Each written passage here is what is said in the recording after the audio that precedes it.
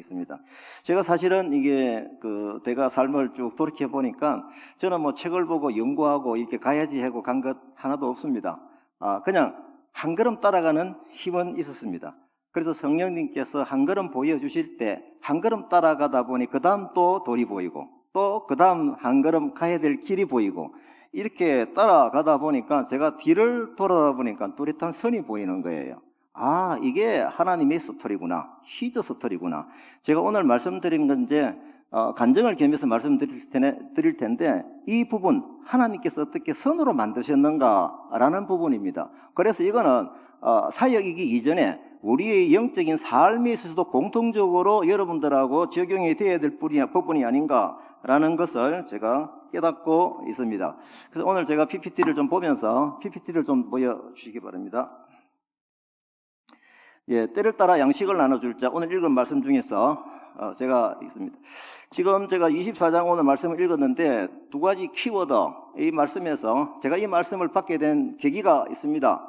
2014년도에 종말의 분위기가 너무 강한 거예요. 지진이 많이 일어나고 홍수가 일어나고. 그래서 제가 하나님께 묻는 기도를 했습니다. 하나님, 이 어려운 때에, 종말의 때에 무엇을 하면 좋겠습니까?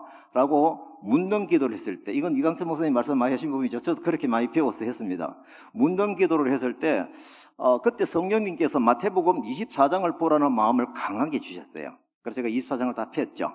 종말의 분위기가 나오고 종말의 예언이 나오고 그러다가 제가 무엇을 하면 좋겠습니까? 라고 묻는 기도로서 성경을 봤기 때문에 두 가지 지시사항을 제가 뚜렷하게 깨달았습니다. 하나는 깨어있으라, 또 하나는 때를 따라 양식을 나눠주라 라는 부분이었습니다. 이 말씀 따라서 제가 아까 말씀드린 대로 한 점 한 점 따라가는 그런 게 있었다고 말씀을 드렸는데 이걸 제가 생각해 보니까 우리 최훈 장로님이 바둑을 선생님이시는데 제가 포구석이 생각이 나는 거예요.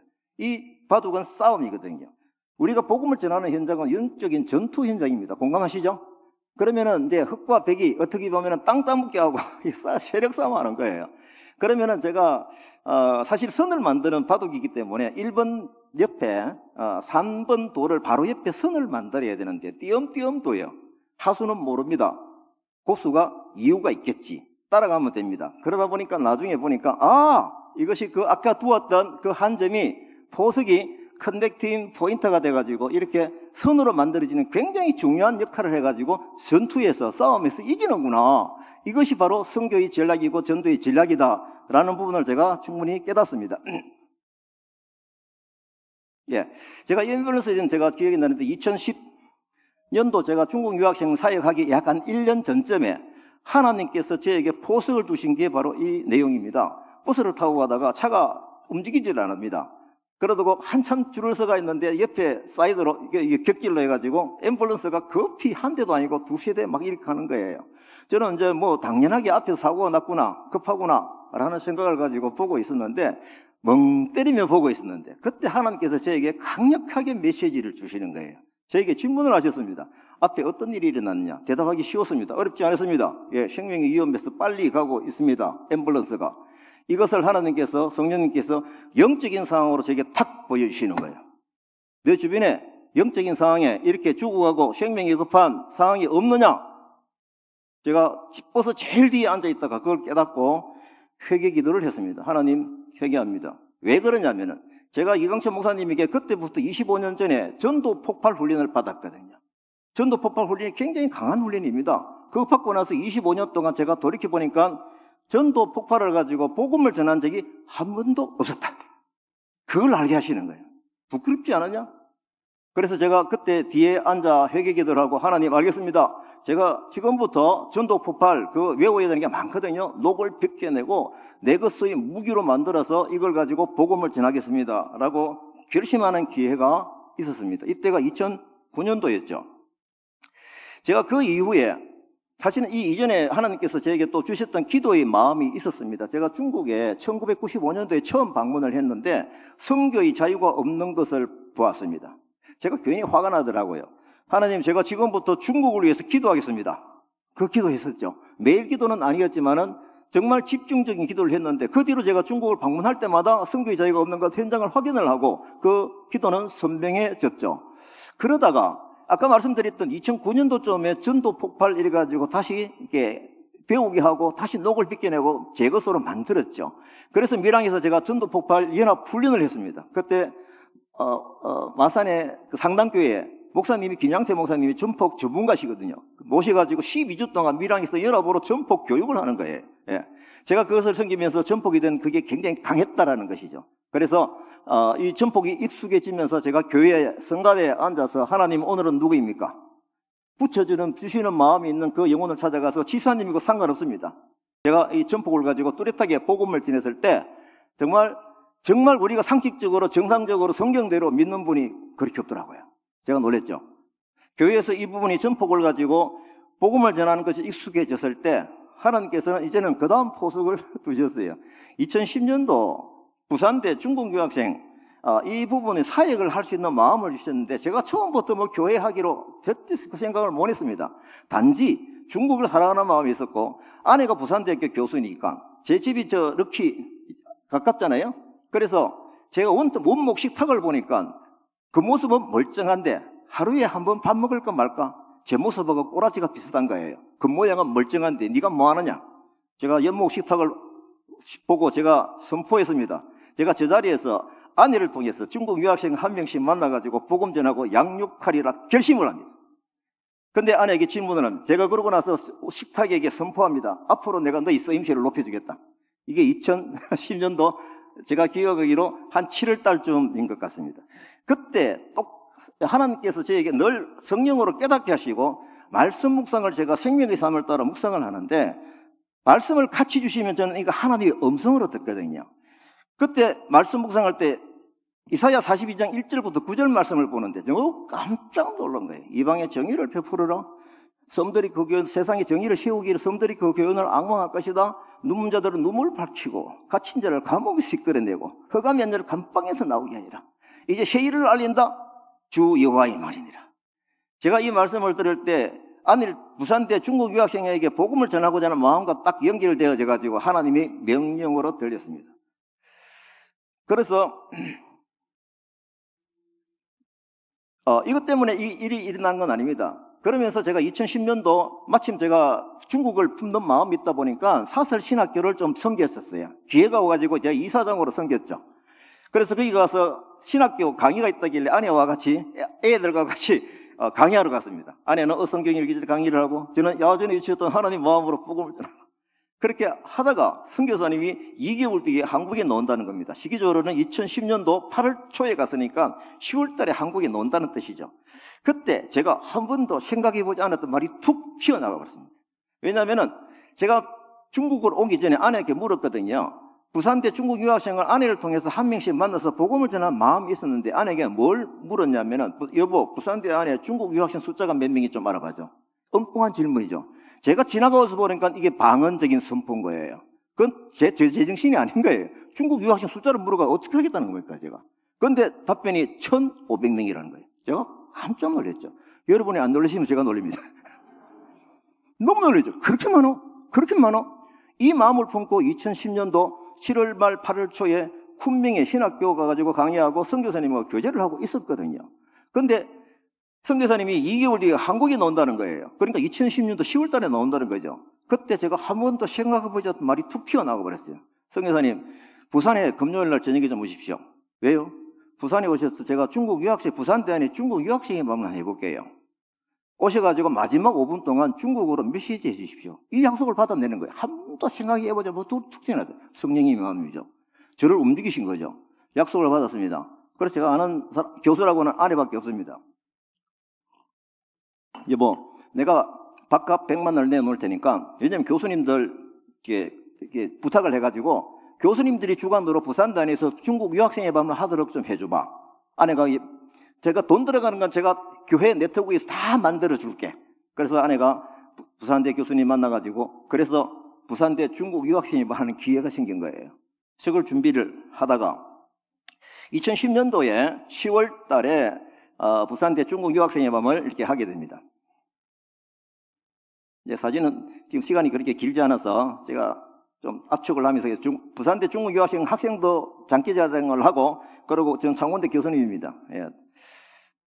제일 마지막에 이제 2회 때인데 저희들이 또 학생들이 이제 멤버십이 있어가지고 당신은 사랑받기 위해 태어난 사람 이렇게 찬양으로 메시지를 하고 이렇게 해서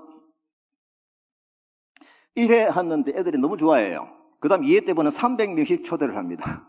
1년에 한 번씩. 저 2회 때입니다. 3회 때입니다. 저 식사 때에 예동교회에서 식사를 준비해가지고 가져갔습니다. 감사합니다. 동력이 일어난 거죠. 예. 그러다 보니까 계속 이제 부산에서 제가 중국 유학생을 매년 이렇게 하는 행사가 되었었습니다. 제가 이걸 하다 보니까 복음을 전하기에는 너무 양이 많은 거예요. 300명씩 감당이 안 되는 거예요. 그래서 이거 안 된다. 나름대로 제가 생각을 하게 되었고, 밀양 선교일기에 제가 이제 선교사로 파송을 받아갔거든요. 이제 장로 휴직을 하고, 그래서 제가 선교사로 파송을 받아갔으면 부산대에서 일주일에 한 번 정도로 가지고 복음을 전해야지. 이런 마음을 먹고 아내에게 묻습니다. 여보, 연구실에 좀 하루 좀 삐대면 알아듣죠, 그죠? 삐대면 안 되겠느냐. 제가 거기서 애들 만나서 복음 전하기로 생각을 하고 있는데 그게 허락되지 않았습니다. 사실 어렵죠. 그래서 제가 그걸 고민하고 있던 중에, 제가 제 오피스텔적인 사무실이 하나 있거든요. 사진 적습니다. 그 동래고등학교 쪽에 저 뒤에 뒷골목에 있었는데 부산대와 거리가 좀 되잖아요. 차를 몰고 15분 가야 되잖아요. 하루는 제가 아침에 말씀 묵상을 하는데 다니엘서 9장 19절에 보면은 나의 하나님이여 주 자신을 위하여 하시옵소서. 얼마나 감동이 되는지요. 그래서 하나님 이 말씀을 가지고 제가 묻는 기도를 했습니다. 하나님, 제가 하나님 나라를 위해서 무엇을 하면 좋겠습니까? 라고 하니까 특히 바로 즉답으로 하나님께서 말씀을 주세요. 네 사무실 학교 앞으로 옮겨라. 제가 생각하니까 맞는 거예요. 그래서 학교 앞으로 옮겼습니다. 그래서 제가 학교 앞으로 옮기면서 가까이에 사무실을 하면서 큰 방 하나 사무실을 하고 나머지는 전부 다 전도하면서 제가 근무하면서 이 친구들을 만날 수 있는 기회가 되는 거예요. 그래서 이제 어떤 전도의 골격이 생기느냐면은 예배 때 중국에 하시는 분 오잖아요. 새로운 애들이 많습니다. 저는 교수 남편이지만 교수급이죠. 그죠? 친절하게 가다 보면은 저는 너무 좋아해요. 그래가지고 한 3번 정도 주일날 만나다가 밖에서 식사를 합니다. 아니요, 저희 사무실에서 초대합니다. 삼겹살 구워지죠. 아침에도 점심 때도 삼겹살, 어떤 때는 저녁에도 삼겹살. 아내가 식품영양학과 교수 태클이 들어와요. 여보, 너무 그렇게 먹으면 안 돼. 그 뒤로는 이제 파스타로 바뀌어가지고 먹고 나서 앉아봐라 할 말 있다. 복음 전하는 거죠. 제가 이 복음을 전한 걸 카운트를 해보니까 250여 명에게 전폭을 가지고 복음을 전한 거예요. 자, 그러면은 하나님께서 이걸 위해서 이 유학생 사역하기 1년 전쯤에 그 앰뷸런스를 보고 전폭을 가지고 전도할 수 있도록 저에게 뭡니까? 준비를 다 시키신 거예요. 축복이었죠. 제가 이 복음을 전하면서 개인적으로 얻은 건 뭐냐라고 하면은 기쁨이었습니다. 이게 복음 전하는 자는 아십니다. 제가 하면서 결국은 이 복음 전하는 것은 1대1로 제 사무실입니다. 여기서 만나가지고 리더를 키우고 저 리더가 또 중국 가서에게 복음을 전할 수 있도록 이렇게 해서 2014년도 이제 4월 20일 날 어떤 일이 좀 있었느냐 하면은 전날이 또 전도에 대한 비전을 받는 날이었습니다. 엄청난 날인데요. 전날이 부활절이었거든요. 아침에 일어났는데 마음이 굉장히 무거워요. 제가 우리 집 사정을 돌이켜봤죠. 아침에 내가 모르는 게 있느냐? 아침에 멍 때리면 일어나가지고 굉장히 무거운 거 기도를 하는데, 근데 제가 우리 가정에 있는 여자 회사 상황을 보니까 이게 뭡니까? 마음에 부담될 일이 없거든요. 근데 하나님께서 어떤 상황을 보이시냐면 4월 16일 날 세월호 사건이 터졌잖아요. 세월호 사건 때 지금 그때 뉴스가 어떤 게 있냐면은 밖에 볼을 동동 구르고 우리가 이게 산소를 공급해 주라는 그런 상황에 잠수부가 들어가고 막 이런 상황이었어요.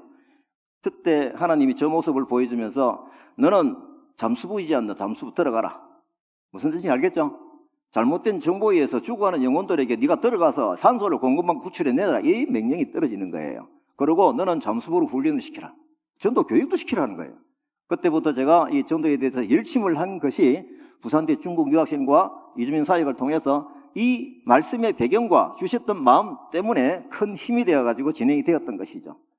중국 유학생이 보면 300명씩 모여가지고 이게 참 포만 나는데 이 복음 전에도 너무 많은 거예요, 양이. 그래서 작전을 바꿨습니다. 전도에 대해서 좀 집중적으로 하기 위해서 각 단과대학별로 각 교회 만나서 교회에다가 밥 좀 해주십시오. 목사님 만납니다. 밥 좀 해주십시오. 우리가 단과대학별로 애들 딱 장소에 모아가지고 딱 데려가겠습니다. 차 좀 보내십시오. 그리고 교회는 좀 이게 교회처럼 보이지 않게끔 좀 데코레이션 좀 해주십시오. 그렇게 해가지고 제가 교회가 6개 교회죠. 사실 예동교회는 조금 멀어가서 보냈습니다.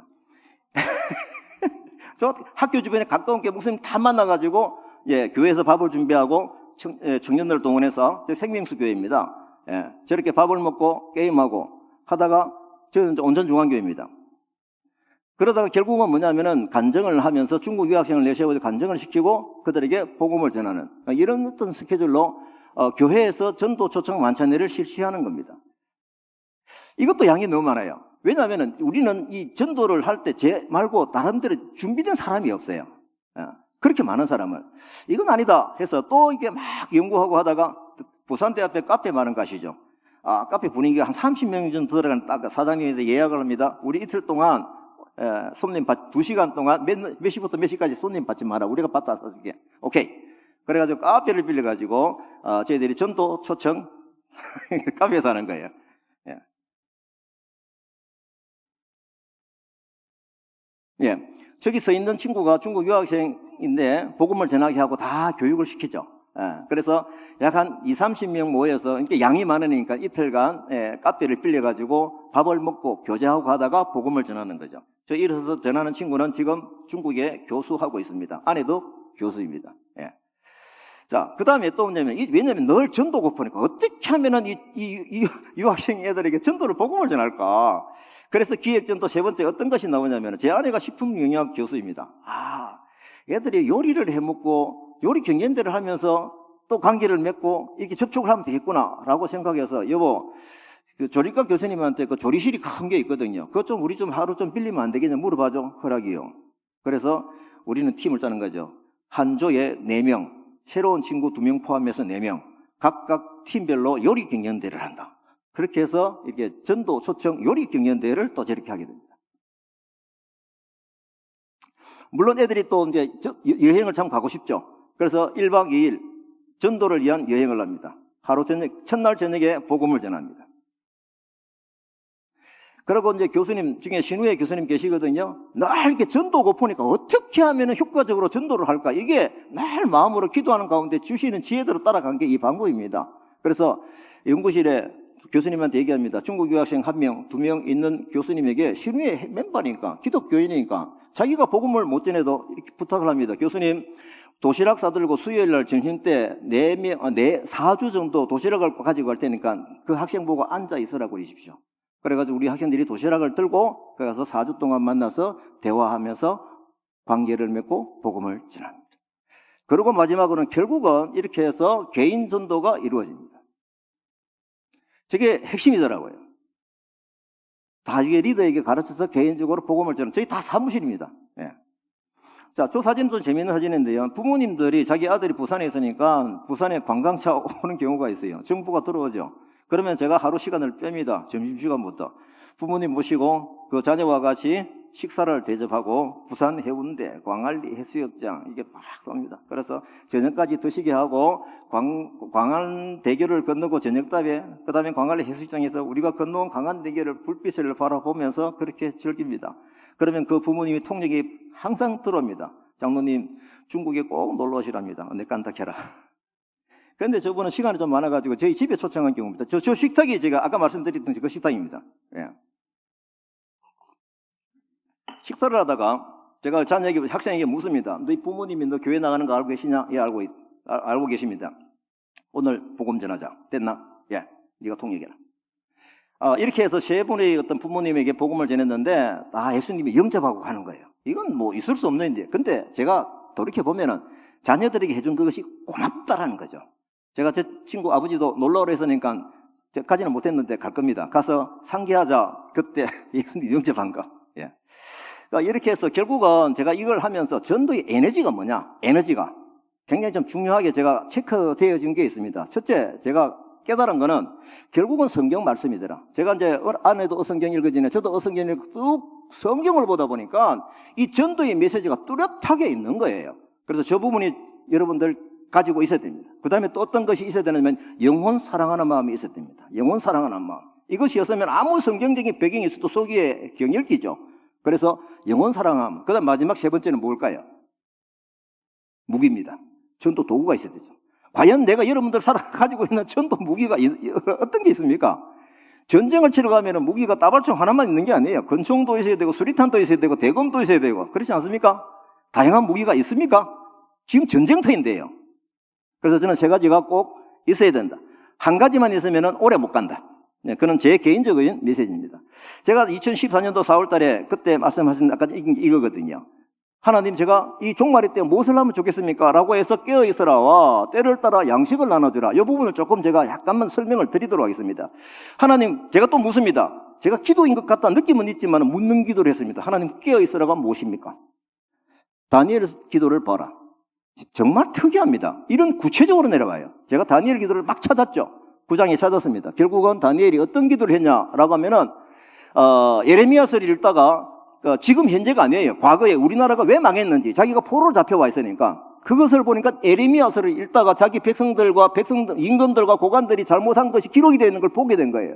그때 이 다니엘은 무릎 꿇고 금식하면서 울며 회개 기도를 합니다. 그게 9장 3절부터 19절까지거든요. 그 기도를 할 때에 하나님이 굉장히 기뻐하셨더라고요. 가브리엘 천사를 보내가지고 내가 기도 시작할 시점에 나를 보냈다. 어떻습니까? 하나님이 너무 기도에 네 기도 방향에 내가 정말 기분 좋다. 이거 아닙니까? 결국은 이때부터 제가 우리나라를 위해서 영적인 환경을 위해서 기도해야 되겠다. 매일 기도합니다. 언제부터요? 2014년부터. 올해 했죠? 약 10년 다 돼갑니다. 왜? 말씀을 받았기 때문에. 그 다음에 또 하나가 뭐냐면 때를 따라 양식을 나눠주라 그런 거예요. 저건 지금 종말의 분위기에서 24장은 다 그런 분위기거든요. 근데 지금 이 25장을 성경을 보게 되면은 비유가 세 가지 나옵니다. 세 가지가 나오는데 마지막 비유가 뭡니까? 양과 염소의 비유죠. 양과 염소의. 그러면 그때도 양식이 나와요. 가난한 자에게 양식을 나눠주는 게 뭐냐 이거죠. 저는 성경을 공부하면서 이 양식이 그냥 빵이 아니다는 것을 제가 확신합니다. 이게 뭐냐? 생명의 떡이다. 저는 이 말씀을 볼 때 결국은 양과 염소가 구분이 되는데 우리는 당연히 양인 줄 알고 있겠죠. 그렇게 되고 싶겠죠. 그런데 제가 이 말씀을 볼 때 염소는 영벌에, 양은 영생에, 결국은 심판의 분위기에 우리가 어디로 가느냐? 갈림길에서 염소가가 되면 안 되잖아요. 염소가 꾸준한 말을 들은 게 무엇입니까?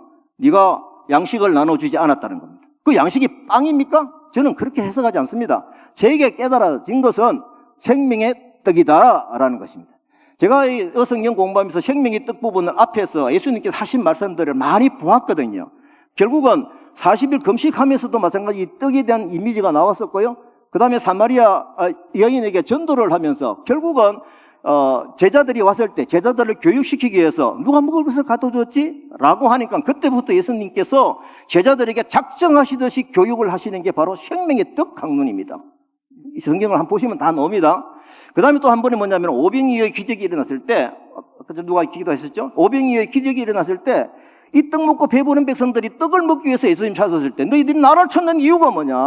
떡을 먹고 배부르기 때문이지. 그렇게 하면서 그들이 꾸짖는 강론을 하시는데 생명의 떡 강론을 하세요. 굉장히 중요한 내용이거든요. 앞에 나는 생명의 떡이다 라고 하는 부분을 굉장히 강조를 많이 하셨습니다. 이제 마태복음 24장은 예수님이 십자가에 돌아가시기 3일 전이니까 4일 전이거든요. 아마 화요일로 기억이 됩니다. 그렇다고 그러면 지금 유언과 같은 말씀을 쏟아내시는 그 중요한 때에 너희들이 먹을 걸 나눠주라, 빵을 나눠주라. 저는 그렇게 받아들이지 않았습니다. 생명의 떡입니다. 우리가 아시는 대로 마지막 만찬 때도 예수님은 이 이미지를 주셨죠. 내 몸을 먹어라. 나를 기념하라. 그러면서 생명의 떡 강론을 하셨지 않습니까? 그리고 중요한 것은 마태복음 24장 이 말씀을 쭉 주시면서 결국은 종이 이렇게 하는 것을 보면은 뭡니까? 그 종이 복이 있으리로다. 그 복이 뭐죠? 복이 뭐죠? 복음을 전하는 자에게 주어지는 복입니다. 그럼 복이 뭘까요? 그리고 이 똑같은 말씀을 마태복음 28장 19, 20절에다 지상 명령을 주시면서 했거든요. 너희들에게 이 분부한 모든 민족을 제자로 삼고 아버지와 아들과 성령의 이름으로 세례를 베풀고 너희에게 분부한 모든 것을 가르쳐 지키게 하라. 볼지어다 내가 세상 끝날까지 너희와 항상 함께 있을 것이다. 우리가 기도할 때 부모로서 자녀들에게 기도를 할 때 하나님 동행해 주시고 우리 회사와 동행해 주시고 동행 이게 복이잖아요. 복을 약속을 하셨어요. 그런데 보니까 앞에 보니까 이렇게 하면 볼지어다 어떻게 합니까? 제자로 삼고 어떤 민족을 복음을 전하고 성령의 이름으로 세례를 주고 이렇게 하면 복을 준다고 약속을 하셨더라고요. 그래서 제가 지금 그 복을 마지막으로 제가 정언은 하듯이 올리면서 말씀을 마무리하도록 하겠습니다. 제가 조금 더 시간이 좀 많으면은 좀 더 말씀을 굉장히 압축된 자료를 가져왔는데도 좀 그렇네요. 저는 제가 지나다 보니까 결국은 우리 삶에 있어서 복음을 전하는 것이든 아니면은 하나님의 백성으로서 영적인 삶을 사는 것이든 이게 중요한 것이 뭔가라고 제가 체크를 한 게 이겁니다. 성령님의 터치다. 이게 지금 제가 아까 말씀드렸던 포스 개념이 들으시죠? 말씀을 통해서든 기도할 때 영감을 주시든 묻는 기도를 통해서 주시는 사인이든 이것이 사역자에게는 비전이죠. 그 다음에 보니까 순종이더라고요. 여러분들 아시는 대로 이 순종은 예수님께서의 성령에서 핵심 키워드가 순종이죠. 그래서 예수님께서 첫 번째 기적이 일어나는 가나안 혼인잔치에서 그 하인들이 순종 때문에 굉장히 빛이 났잖아요. 그러면 하인들은 그 순종하면서 그걸 볼 때 처음부터 끝까지 다 봤잖아요. 온전하게 하나님 주시는 예수님의 방법을 충분히 깨달을 수 있는 자는 하인이었습니다. 순종하는 자에게 주어지는 축복이죠. 결국은 예수님께서 십자가이시는 그 모든 삶 과정 전체가 순종이었던 삶이죠. 결국은 우리가 말씀을 받은 대로 한 걸음 따라가는, 한 걸음이라도, 저는 한 걸음 따라가는 순종은 있었거든요. 따라가다 보니까 뒤로 돌아보니까 큰 선이 보이는 거예요. 이게 하나님의 히저 스토리라는 겁니다. 이것이 복이라는 겁니다. 저는 그렇게 주장을 하고 싶어요. 그래서 그 다음에 아까 따라가다 보면 이렇게 말씀하신 대로 히저 스토리가 보인다. 결국은 하나님과 동행한 흔적이 보일 때 감사 기도가 넘치죠. 저는 이것이 복이다라는 것을 가지고 말씀을 드리는데, 이 흔적들을 제가 사례를 말씀을 드립니다. 이거는 이것만 가지고 선교 강의를 하면 1시간 반을 하거든요. 1시간 반 하는데, 이거는 그냥 전도기 때문에 그건 그림만 보고 넘어갔습니다. 이게 복이었는데요. 하나님께서 중국 유학생 사역을 하는 그 헌신의 과정에서 이걸 갖다가 하나님의 방법으로 키우시는 거예요. 제가 전국 남전도에 아까 전에 입원을 하다가 결국은 전국 남전도에 이 사역의 밥을 접목을 시켜가지고 전국 남전도에서 이 중국 유학생처럼 학교 앞에 제가 이거 하다 보니까 이게 전략으로 메모가 된 겁니다. 유학생 사역은 이렇게 해야 되는구나 라고 누가 부르지도 않았는데 막 메모를 한 거예요. 그게 보이니까요. 첫째, 이 유학생 사역은 교수 신의회가 3분을 해야 돼. 제가 부산대는 그렇게 결과가 있었거든요. 그리고 학교 앞에 예배당이 있어야 돼. 제가 그 중국 유학생 빠뜨렸는데요. 중국 유학생 예배를 하면서 바로 NC 백화점 있죠? 거기에 학원 하나가 예배를 할 수 있도록 허락이 받아졌더라고요. 그럼 중국 유학생 예배도 되느냐? 허락이요. 거기서 그래서 개척이 된 거죠. 학교 앞에 예배당이 있으니까 정말 중요하구나. 유학생 선교에 있어서. 또 3분의 1은 그렇게 하다 보니까 지역교회와 같이 간 거 아까 그림을 보셨잖아요. 지역교회 협력 사역이 되더라. 제가 그 결과를 가지고 이 전략을 메모를 했죠. 이 메모를 한 대로 하나님께서 저를 메모를 하고 나서 저를 보내기 시작하는 거예요. 어디로 보냈습니까? 저를 교수가 아닌데도 불구하고 각 대학에 초청받아가지고 유학생 사례 발표하러 가지고 이거 하셔야 됩니다. 창원대, 동아대, 공주대, 한국교원대, 충북대, 건국대, 충남대, 그리고 부산 교수연합회, 제가 교수가 아님에도 불구하고 대구 교수연합회, 전국대학 교수 각 국제 이주자 선교대회, 그리고 기성 남전도에서도 1박 2일 하는 큰 행사에 강사 대타로 들어가서 발표하는 기회가 있었죠. 방송에도 2번 나왔습니다. 경남시티에서 40분짜리 2번 하고요. 전국 극동방송에 40분짜리 2번 할 수 있는 기회가 왔습니다. 그게 뭘까요? 하나님께서 이 방법 네가 너에게 가르쳐 준 대로 알려라. 경국대, 기성에서 한 거는 경국대 앞에서 이렇게 중국 유학생 이 방법을 받아가지고 3분의 1대로 그대로 들어간 겁니다. 재정은 전국 남전대회가 들어가고요. 건국대 교수님들이 그 사역을 하고요. 그리고 학교 주변 교회와 연합하라는 사역의 그림이 바로 저겁니다. 건국대입니다. 성협회 장로님 그때 부회장 하셨는데 인사 말씀하셨고요. 저것이 보면 고등학교 3학년 수업 시간표 같아요. 왜냐하면 학교 바로 앞에 우리 예배당이 있었잖아요. 학생들 입장에서. 각 선교단체 간사들 해가지고 교수님 우리 좀 서십시오. 그 실이 3개였거든요. 교수님이 저 담당하는 교수님이 생길 정도로 저 실 쓰임새가 저렇습니다. 그리고 이제 성협회 장로님 회장하실 때 신촌에 유학생 선교 포럼을 또 했습니다. 저때 또 충남대학교 교수님이 감동을 받고 자기도 충남대 앞에서 사역하겠노라고 정이 들어왔어요. 그때 성협회는 이건 우리가 뿌리시니까 우리가 거둬야 된다 해가지고 충남대에 또 개척하는 사례가 생겨버린 거예요. 저기에 3분의 1 다 모였습니다. 교수님 3분의 1, 그 다음에 대전지역의 목사님들 3분의 1, 그 다음에 남전도에 3분의 1 이렇게 해가지고 모여서 우리가 뭘 하는 것이냐 충남대 교수님께 설명하는 거죠. 무슨 사례를 가지고요? 부산대 중국 유학생 사례를 가지고 3분의 1 전략을 설명하고 여러분들이 지금 도장 찍고 하시는 일이 이겁니다. 두 번째 때는 성예표 장로님 회장하실 때 개척이 되어진 겁니다. 그 다음에 또 한참 지나서 대구 경북 지역에 유학생 선교 포럼을 또 합니다. 저때 목포에 출신이신 한 분이 회장 되면 내가 목포대에 교수님들 아는데 그래가지고 똑같이 목포대학에도 3분의 1 전략으로 남전대와 같이 이렇게 개척이 되는 사례가 생겼습니다. 앞으로 어떻게 될 것이냐 기도하고 있습니다. 이것이 축복입니다. 하나님의 방법이 우리를 통해서 주셨던 방법대로 확장하는 것 이건 아니겠습니까? 그 다음에 이주민 사역 이 부분도 제가 이 사역을 열심히 잘하고 있는데 밀양 지역에 준물공단이 들어간다. 31만 평이다. 외국인 근로자가 많다. 숫자가 몇 명인가 보니까 1800명인 거예요. 똑같은 마음이 생기는 거예요. 어떤 마음이요? 제가 뛰어가봤죠. 3분의 1 전략으로 교회 개척을 해야 되는 거죠. 어떤 교회? 이때는 이주민 교회죠. 그렇게 해서 다문화 카페 교회 이름을 정하고 기도하면서 그곳에서 교회 개척을 위해서 몸부림한 거예요. 하나님 저 말고 보내십시오 했더니 하나님께서 저보고 가라 했어요. 네. 이게 다 뭐냐면 감동을 주시고 말씀을 주셔서 그렇습니다. 제가 말씀을 묵상하다가 결국은 앞으로 회복될 가나안 땅에 대해서 땅 유산 분배를 하는데 이주민에게 나눠주라는 말씀이 뚜렷하게 있는 거예요. 주유와의 말이다. 제가 하나님의 명령으로 들렸습니다. 알겠습니다. 그래서 부산대 중국 유학생은 이양을 하고 밀양에 제가 투입이 돼가지고 2015년 6년도부터 사역을 준비를 했었죠. 그러다가 하나님께서 저에게 기도하는 중에 외국인 교회 10개 교회를 개척하는 겁니다. 제가 사실 중국말 모르거든요. 근데도 복음 전하는데 문제가 없었잖아요. 그래서 10개 교회 개척하라라는 것도 말씀을 주세요. 히브리 한 사람을 이방인 10명이 와가지고 당신이 하나님과 함께한 것을 보았다. 당신과 함께 가겠다. 이 말씀을 울고 사는데 하나님께 느닷없이 10개 교회를 개척하여라. 제가 아멘 하고 따라갔습니다. 결국은 저 부분대로 저희들이 주물단지에서 지금 다문화 가정 아이들을 만나기 위해서 학교 갔습니다. 오카린을 들고 한 달 동안 저희들이 막 1시간씩 섬기다가 걔들 데리고 타카에 데려와가지고 저렇게 놀다가 예배하고 그리고 부모님을 만나가지고 예를 많이 썼습니다. 복음 전하기 위한 접촉점이죠. 그리고 이기사역은 지금 코로나 때문에 힘들었던 거 아시잖아요. 그럼에도 불구하고 외국인들이 많이 장보러 오더라고요. 그래서 그 장보러 오는 그 목 좋은 곳에 가가지고 전도를 하기 시작합니다. 매주 토요일 가가지고 만납니다. 그때 하나님께서 부산에 청년들 이렇게 5명 보내주셔가지고 같이 동력으로 매주 토요일 날 같이 왔습니다. 저 청년들이 부산에서.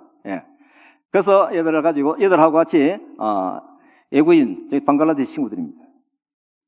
스리랑카 친구들, 방글라데시 친구들 초대받아갔습니다. 하여튼 제가 시간이 길지 않아서 이 사역은 그냥 사진만 쭉쭉 보고 이렇게 이주민 사역을 밀양 수산에서 열심히 하고 있습니다. 왜? 하나 주신 힘이 있거든요. 하게 하신 방향이 있잖아요. 그래서 기도하면서 잘 가고 있습니다. 때에 따라서는 파송한 교회, 한내교회인데 30명이 와가지고 4박 5일 동안 여기 수련회하고 가는 겁니다. 그 다음에 3기 재번 사역자가 이제 이 사역지 이전을 하게 돼가지고 이전할 때에 저분이 자동차 선교회 대표입니다. 자동차 60대를 가지고 선교사님들에게 헌신합니다. 대단하지 않습니까? 저분하고 저하고 만나게 하셨어요. 그래서 같이 저 건물 왼쪽에 있는 건물을 맞죠? 왼쪽이죠?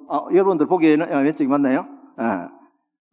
저기에서 지금 현재 여러 가지 프로그램을 가지고 우리 친구들하고 만납니다. 그러니까 각 나라가 다 섞이는 거예요.